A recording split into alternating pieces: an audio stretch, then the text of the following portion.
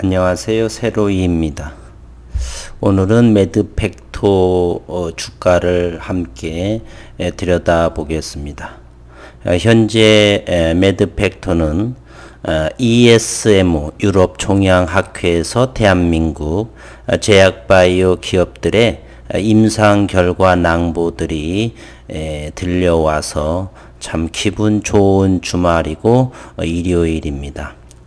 메드팩토의 발표 내용, 초록 발표 내용 기사 한번 같이 보고요.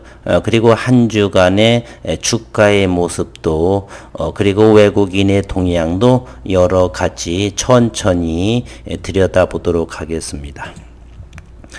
메드팩토 벡토서팁 위암 병용요법의 치료 효과를 확인했다. 메드팩토가 항암 신약 벡토서팁의 안전성, 유효성 입증에 성공했다. 바이오마커 기반 혁신 신약 개발 기업 메드팩토는 유럽 종양학회 연례회의 ESMO 컨그레스 2020에서 발표할 예정인 위암 임상 1비상 초기 결과에 대한 초록 발표가 15일 공개됐다 이렇게 했고요. 메드팩토는 개발 중인 항암 신약 벡토서팁과 위암 치료제 파클리탁셀을 전이성 위선암 환자에게 병용 투여한 결과 안전성 그리고 유효성 입증을 기대할 수 있는 유의미한 이렇게 할까요? 유의미한 데이터를 확보하는 데 성공했다 이렇게 말했습니다.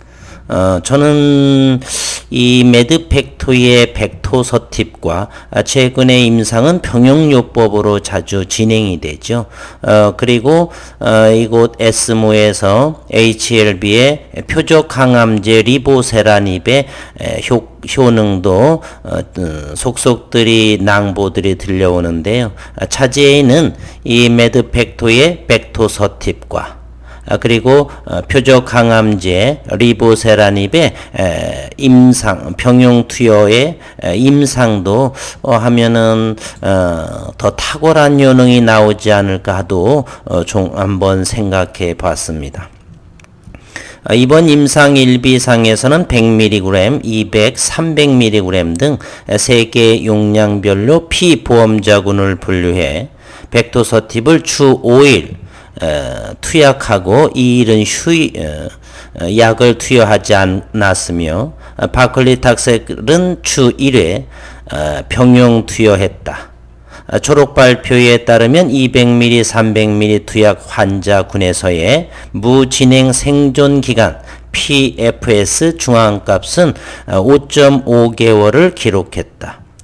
이것은 기존에 보고된 파클리탁셀 단독 요법의 PFS 중앙값이 2.9개월인 것에 비해서 상당한 결과의 고무적인 결과다 이렇게 발표됐습니다. 이번 임상은 2차 치료 목적 환자를 대상으로 한 결과로 환자들의 기존 항암제에 대한 내성 문제를 감안했을 경우 기대했던 유의미한 효과를 얻은 것이라고 회사 측은 설명했습니다.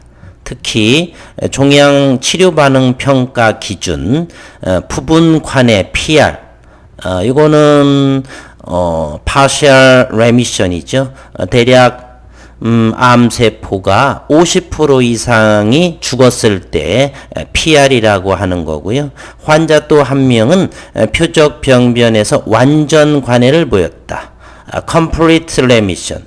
즉 암이 완전히 없어진 경우 한 명은 보였다 이런 내용입니다.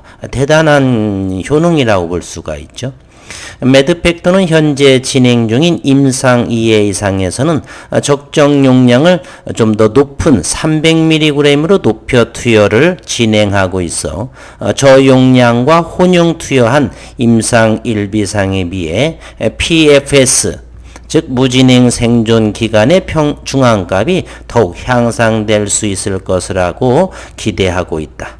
메드팩토 관계자는 이번 임상시험은 기존 치료법 대비 우수한 치료 효과를 입증하게 된 계기이고, 향후 벡토서팁과 바클리탁셀의 병용요법이 상용화될 경우 시장성은 충분할 거다, 이렇게 발표했습니다. 이번 ESMO 유럽 종양학회에서의 우리 대한민국 제약 바이오 기업들의 기술 수출 에루를 라이센스 아웃을 기대해 볼 만한 내용들이 저는 많다라고 보고 있습니다. 대단한 대한민국입니다.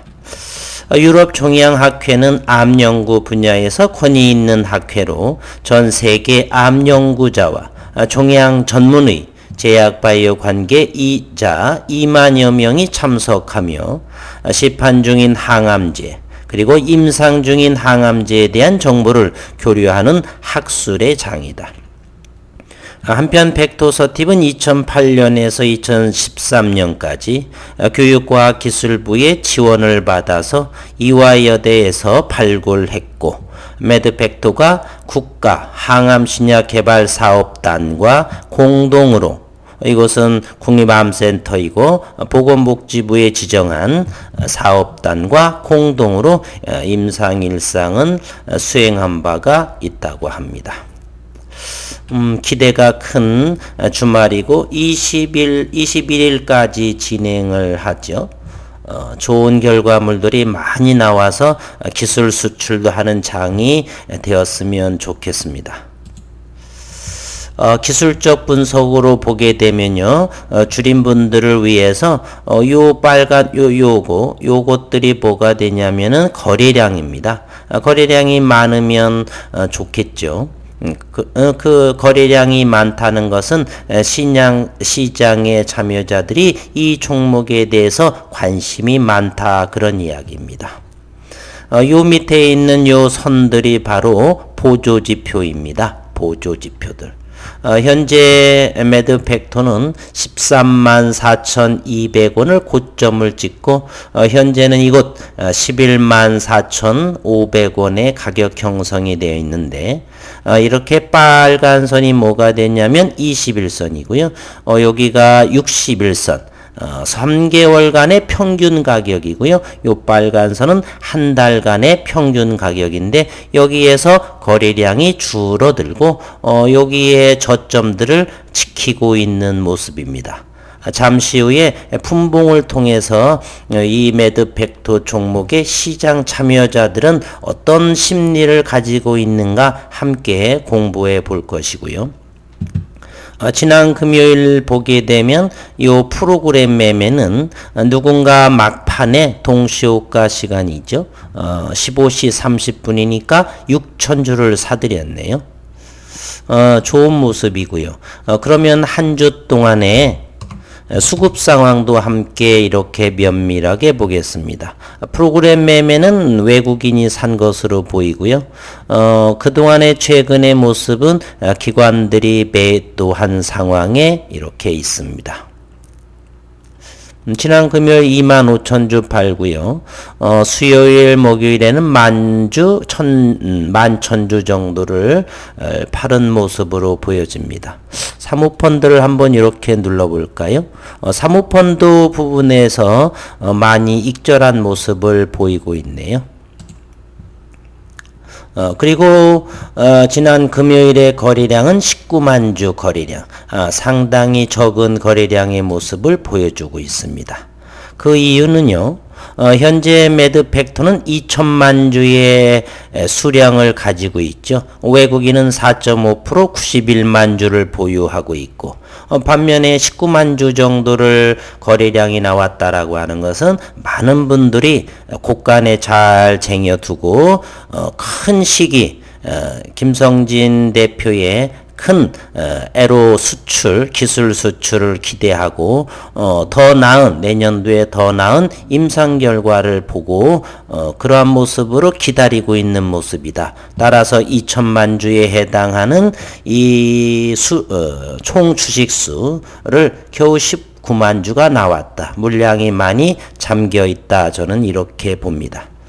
신용시장은요, 죄송합니다. 신용시장은 4.19% 있고요. 현재 매드팩토리의 시가총액은 2조 3천억입니다. 상당한 시가총액을 자랑함에도 거래량이 꼴랑 19만 주밖에 나오지 않았습니다. 그러한 모습이고요. 한 주가 지났으니 주봉도 한번 들여다보겠습니다.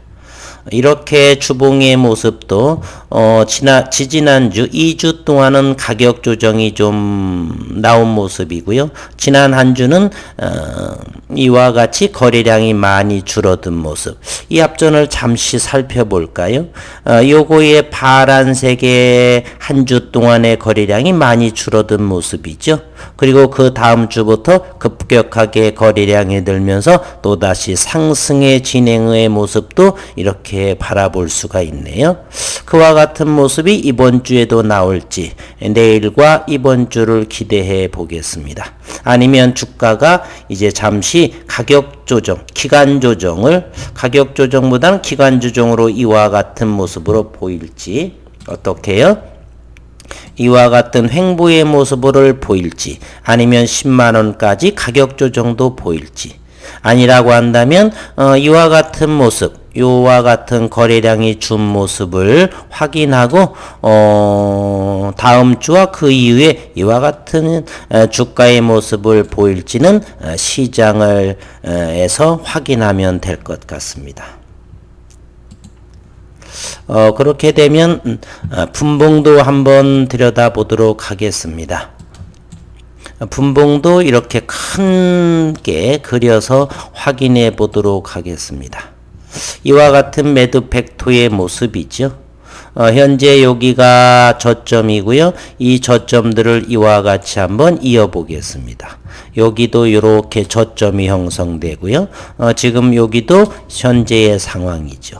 이런 것을 쭉 한번 이어볼까요? 어떤 추세의 모습을 하고 있는지 요와 같은 모습, 요와 같은 모습, 그리고 요와 같은 모습을 하고 있네요.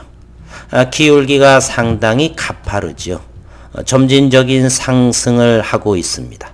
물론 주가가 이와 같은 모습을 흘러내린다 손치더라도 여기 고점인 곳이죠. 이곳이 10만원에서 단단하게 지켜지지 않을까.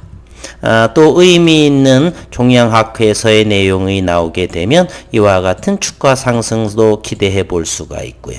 어쨌건 손해보는 일 아니고 유럽에서의 좋은 모습이 나오리라 저는 예상을 하고 시장을 지켜보도록 하겠습니다. 요 모습만 좀 더 지난 금요일이죠. 금요일의 모습을 한번 보겠습니다. 이와 같은 모습이요. 지난번에도 한번 봤는데요. 요 위치를 이렇게 한번 볼게요. 이곳이 얼마냐면 11만 5천 원대입니다. 그리고 여기서도 그 넘기 어려웠던 익절하고 싶은 자리를 돌파했고 다시 주가의 조정이 있을 때 요 가격을 지켜줬죠. 따라서 저는 11만 5천 원 아래에서는 사도 괜찮지 않나 지난 영상에서도 잠시 의견을 내어봤고요.